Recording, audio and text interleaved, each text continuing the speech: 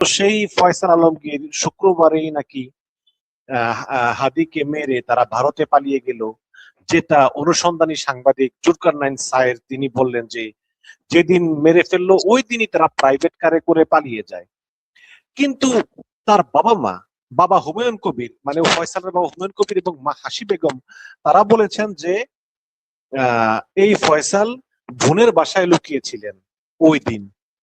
তাহলে আপনি কি মনে করেন যে এই ফয়সাল এর আগে অস্ত্র সহ গ্রেপ্তার হয়েছিল, তারপর আওয়ামী লীগের বিএনপির আইন বিষয়ক সম্পাদক ব্যারিস্টার কায়সার কামাল তার জামিনের ব্যবস্থা করেন, অস্ত্র সহ গ্রেপ্তার হয়েও জামিন পেয়ে গেল, সেই জামিন বাড়ানো হলো।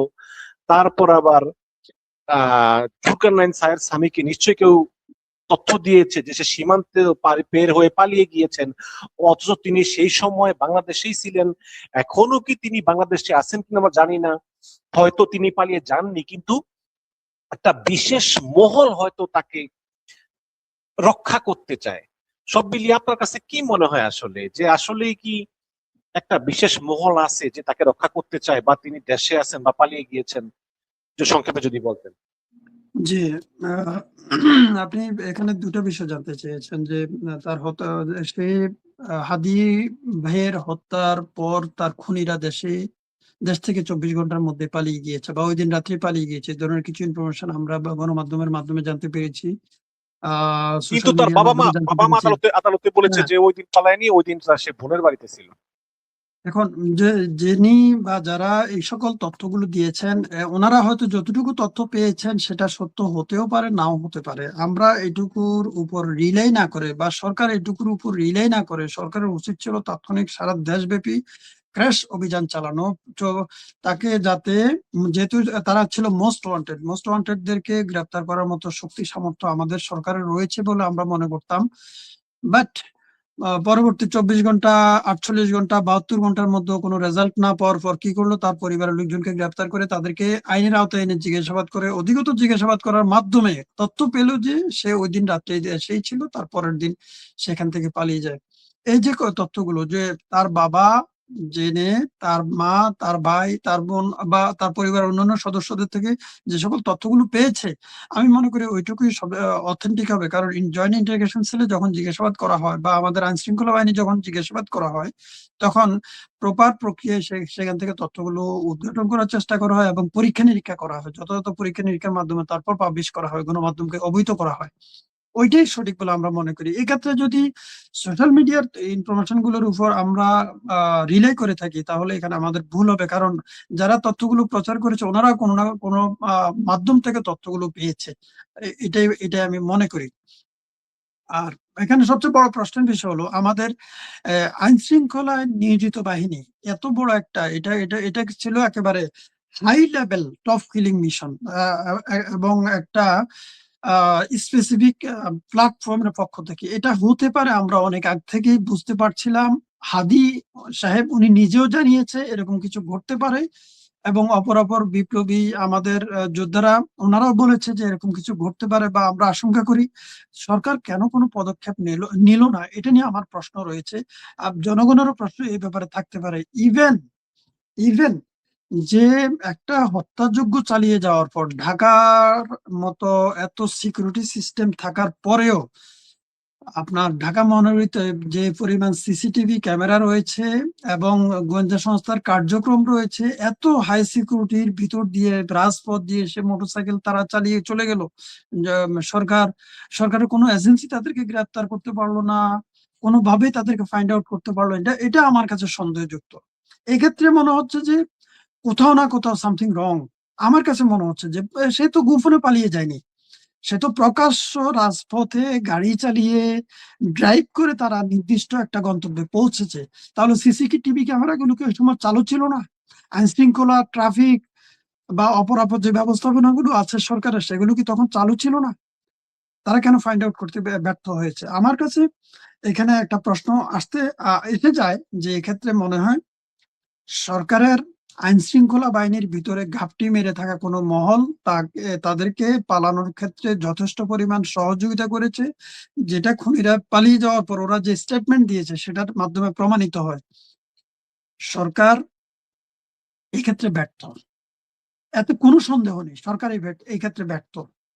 কোনো আইন সন্দেহ নেই এবং শৃঙ্খলা এবং বাহিনী এবং ব্যর্থ, এবং স্বরাষ্ট্র মন্ত্রণালয় ব্যর্থ। আমার মনে হয় যে বিদেশে ভারতে বসে পলাতক আওয়ামী লীগের লোকেরা এবং মেবি ভারত সরকার প্রশ্রয় থাকতে পারে, হয়তো বা আমি শিওর না, বাট এরকম একটা বিশ্বাস অনেকে করেন। অত্যন্ত মর্মাহত, অত্যন্ত ব্যথিত, পুরো দেশবাসী আজ ব্যথিত, পুরো বাংলাদেশী জনগণ আজ ব্যথিত যে যারা বাংলাদেশকে টিকিয়ে রাখার জন্য, বাংলাদেশের স্বাধীনতার সার্বভৌমত্বকে টিকিয়ে রাখার জন্য জীবন বাজি রেখে রাজপথে লড়াই করে যাচ্ছে, রক্ত চক্ষুকে উপেক্ষা করে নিজের জীবনকে নিজের দেশের জন্য আল্লাহর ওয়াস্তে সুপর্দ করে দিয়েছে, সেই মর্দে মুজাহিদদের আমাদের চোখের সামনে মৃত্যু, এটা অত্যন্ত কষ্টদায়ক। আবার আরেক দিক থেকে আমরা আল্লাহর নিকট শুকরিয়া জ্ঞাপন করি যে আমাদের একটা জেনারেশন তৈরি হয়েছে যারা বহিঃশত্রু এবং ইনসাইড কান্ট্রির শত্রুগুলো রক্তচক্ষু উপেক্ষা করে তাদের চ্যালেঞ্জকে, যারা সার্বভৌমত্বকে ধ্বংস করে দিতে চায় তাদেরকে, তাদের বিরুদ্ধে চ্যালেঞ্জ ছুড়ে দিয়ে তাদের নিজের জীবনকে তাদের মুখোমুখি দাঁড় করিয়ে প্রমাণ করেছে যে বাংলাদেশকে, বাংলাদেশের সার্বভৌমত্বকে কেউ কখনোই ধ্বংস করতে পারবে না। একটা জেনারেশন তৈরি হয়েছে, আর সেই জেনারেশনের সর্বপ্রথম সিম্বলিক, আমি বলবো সিম্বল হিসেবে উপস্থাপিত হয়েছে শহীদ ওসমান হাদি। আমরা তার মৃত্যুর জন্য আল্লাহর নিকট তার মৃত্যুর শাহাদাত কামনা করি।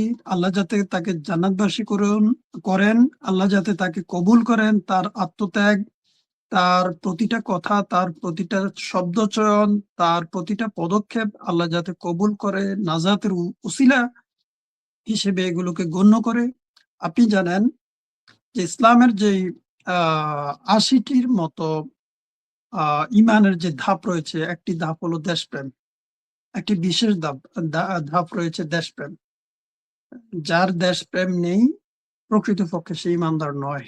হাদি প্রমাণ করেছে সে দেশের জন্য জীবন দিয়েছে, সে তার পরিবার পরিজন সকল কিছুর মায়া ত্যাগ করে একমাত্র দেশের জন্য নিজের জীবনকে উৎসর্গ করেছে।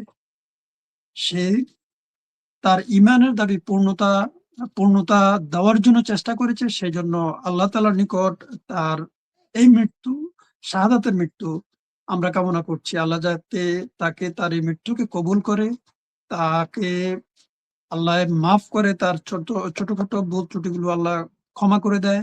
দেশবাসী আজকে যে ফুঁসে উঠেছে, গত 12 তারিখ শুক্রবার যখন তার উপর হামলা হয়,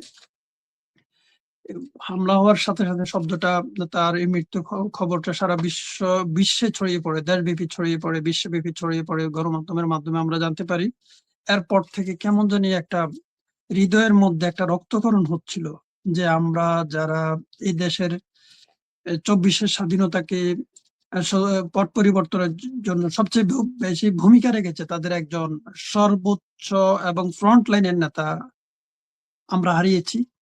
সেই ব্যথা, সেই বেদনা সারা দেশব্যাপী সেই মেসেজ ছড়িয়ে পড়ার পর জনগণের মধ্যেও সেটা ছড়িয়ে পড়ে, জনগণ রাস্তায় নেমে আসে, প্রতিবাদ করে।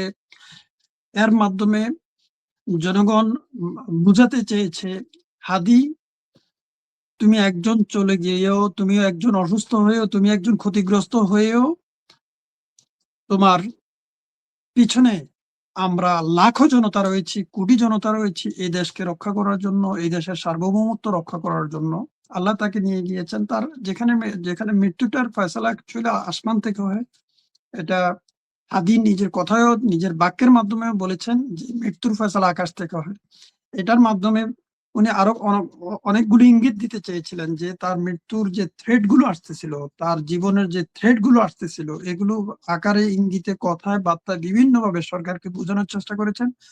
কিন্তু আমাদের হোমিওপ্যাথিক মার্কা সরকার, আমাদের এই নতুজানু সরকার সেটা বুঝতে ব্যর্থ হয়েছে। সকল ব্যবস্থাপনা থাকার পরও কেন আমাদের এই সরকার তার নিরাপত্তা দিতে ব্যর্থ হয়েছে, তাদের নিরাপত্তা দিতে ব্যর্থ হচ্ছে? সারা দেশব্যাপী আমাদের লক্ষ লক্ষ মর্দে মুজাহিদ যারা নিজের দেশকে রক্ষার জন্য লড়েছিল 24-এর আন্দোলনে, সেই আন্দোলনের সেই বিপ্লবীদের যদি আমরা নিরাপত্তা দিতে ব্যর্থ হই, রাষ্ট্র নিরাপত্তা দিতে ব্যর্থ হয়, এই বিপ্লবীরা আর নতুন করে জন্মাবে না, এই বিপ্লব আর বাংলাদেশে ঘটবে না, এই বিপ্লব আর আমরা কখনোই বাংলাদেশে পাবো না।